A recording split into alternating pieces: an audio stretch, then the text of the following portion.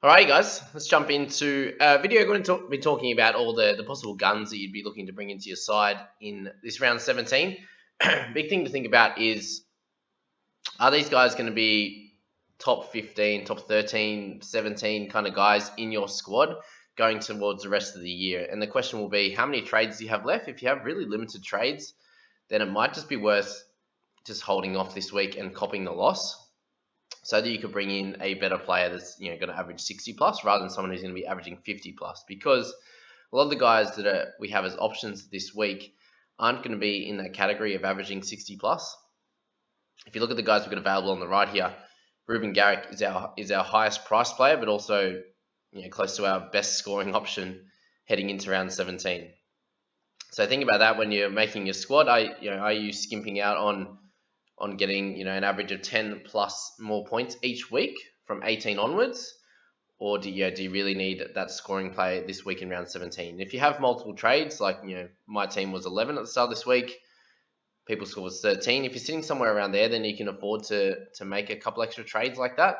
But if you're under 10, I don't think you can go for many of these players, other than a couple that I've got here in my squad, and that would be Sean Johnson for one. I think is really a really important player that's going to be averaging 55 sort of plus going forward. Obviously got 71 last week without doing anything crazy, and I think is a great captaincy option this week. So if you don't have Johnson, I think he's a really solid one, unless you're sitting there with Hughes, DCE, and a Fogs or a Moses. Like if you've got those three guys, then I don't think Johnson's worth it just for the balance of your squad.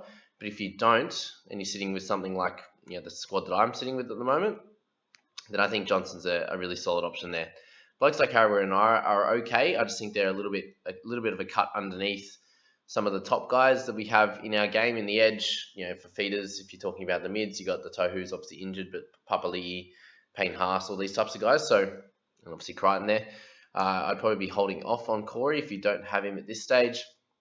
Obviously Harris is injured, who would have been playing. Verrills is a half decent cash out, but he's also 60k higher than what you'd like him to be at 228, which we spoke about. If you want to have a look at the cash out guys that I've spoken about, head back into the previous video where I talked about the team list and also the cash out options. But Verrills has a chance to make a bit of money, but will you trade him out at the end of the year? I don't think so. He could just be there as like a possible 18th or 19th man option for your squad.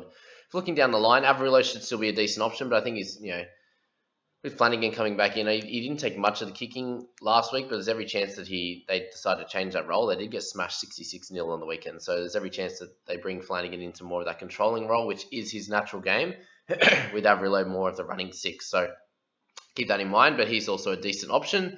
Joey Manu, who's going to play one this week, but when he goes back to the centres, I'm expecting close to like a 40 or just below average. When he plays a fullback, we expect like a 50 average. So should score well this week, but I wouldn't be touching him. Reece Walsh is someone that you really need to get into your squad if you don't have him, but the majority of people do. Roger, also okay, but I wouldn't be selecting him at this stage. So then you've got Tafe, who I've picked up in my side just as a cash out option this week. And for those that aren't sure, I had a few guys in the Discord and also in the comments saying that we should pick Savage over someone like Tafe. The reason they're saying is because you'll get more games out of Savage. My thoughts are on that. We're bringing these guys in as a cash out, so you're not going to be trading them back out. So it doesn't matter what price they get to, how many games they play. We only need them for 1, maybe 2 weeks. Like there's every chance that Latrell gets rested in round 18 to make sure that he's ready for the rest of the year and heading into the finals. I think that would be a smart idea for Bennett, and there's every chance that he does that.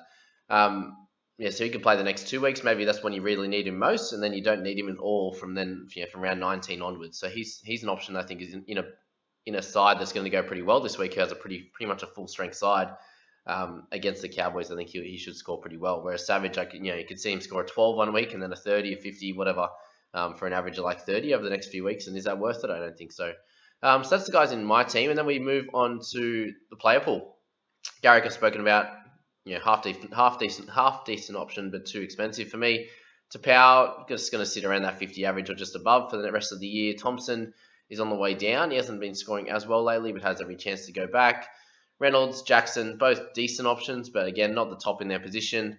Do you want to be carrying those guys for the rest of the year? Bringing them in now. Whereas if you brought in someone like Corey a while ago, then you hold him steady without using another trade, for example. Egan scored well last week. just a cut above the best hookers. Obviously, the hooking position hasn't been that great, so there's a chance that he does all right. But yeah, I wouldn't be picking him. Cody Nikarima with Townsend out for a while. Cody's going to have to step up in that role, so I think he's going to do pretty well.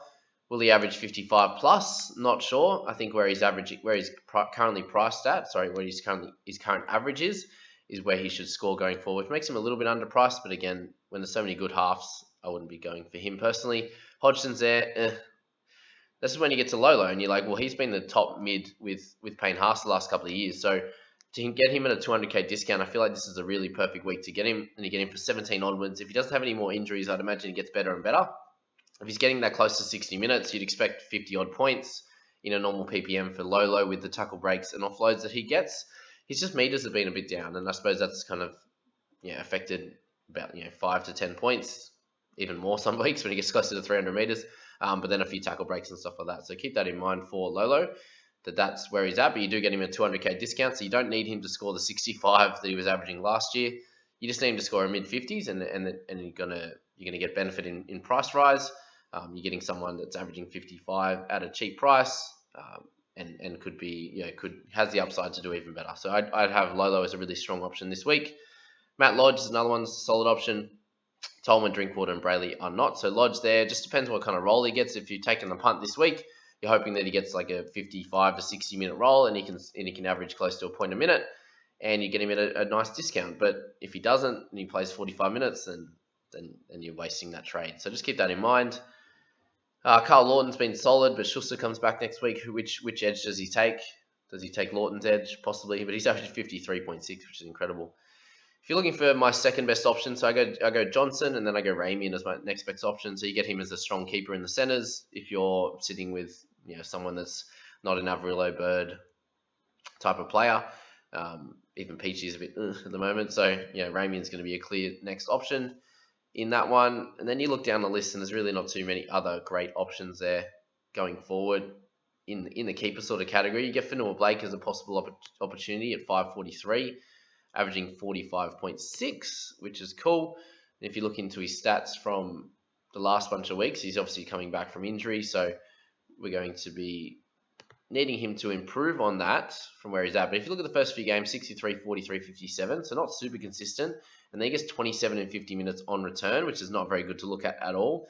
39 is 57, also not good to look at. And he's not going to play 76 minutes each week. So a lot of people are going, yep, get AFB.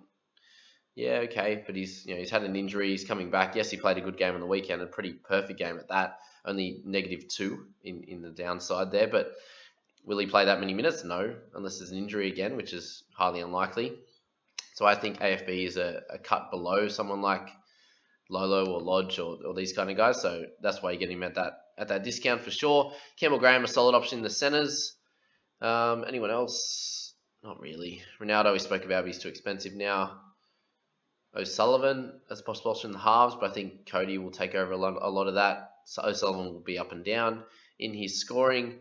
Tommy Dearden a bit too expensive, I think, at this stage. Olakwatu, again, people asking me about him, but he's made 200k already. Is he worth it? Is he going to be a keeper? No.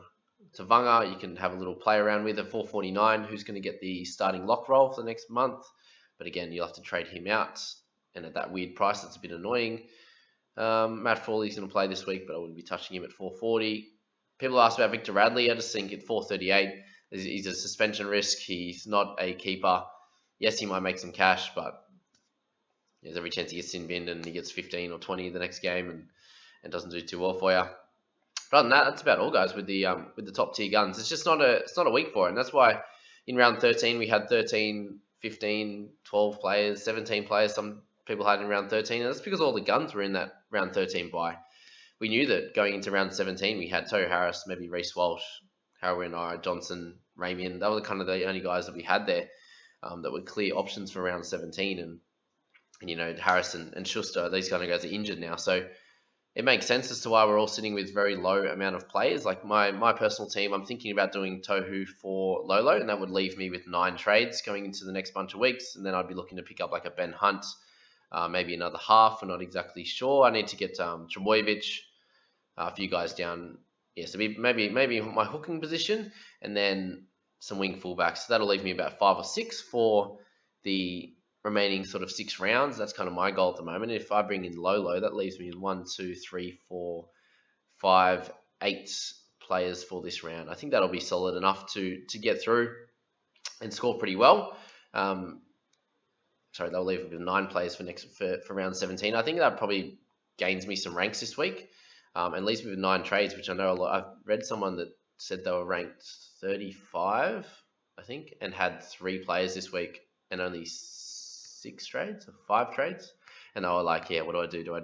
No, it was 4 trades left. Like, do I go all in for this week and try my best?" So, like, they're ranked 35. They're not going to be ranked 35 by the end of the season, just based on that. So there'll be a lot of people in that position that have traded heavy, and this is when teams like ours come back and finish the year strong and end up in the top 1,000 pretty comfortably. So if you're in that similar boat, let me know. Obviously, got 437k remaining. If I trade Tohu for Lolo, that also leaves me with like 600k to launch next week, and I can trade guys like Schuster or Hines or whatever I need to do if need to upgrade if needed. Roger, all these types of guys that are that little bit underpriced, not underpriced, but lower price that I can upgrade to the top guns, and then possibly leave some room for Cleary a little bit later. But yeah, that's the thoughts on all the guns, guys. Let me know what you think of that one. Please do like and subscribe. I really appreciate it, and we'll catch you in the next one, team. Have a good one.